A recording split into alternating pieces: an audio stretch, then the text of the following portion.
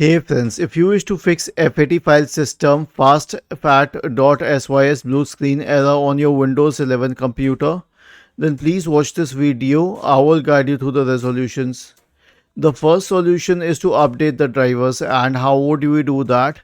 So right click on the start button, select settings from the menu, go to the Windows Update tab, click on advanced options, select optional updates and install all the optional updates. Return to the Windows Update page and click on Check for Updates. The next solution is a checklist scan. Search for command prompt in the Windows search bar and click on Run as Administrator.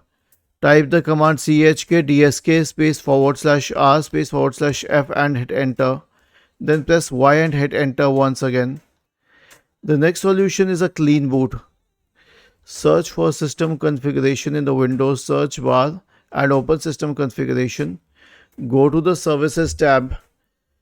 Check the box associated with hide all Microsoft services. If any of the service is checked, click on disable all, apply, OK, and then restart the computer. And lastly, perform an SFC scan. Search for command prompt in the Windows search bar and click on Run as Administrator. Type the command sfc space /scan now and hit enter to invoke the sfc scan. Was this helpful? If yes, then please subscribe to the channel. If not, then let us know in the comment section of the video on how we could help you further. Thank you for watching this video and have a nice day.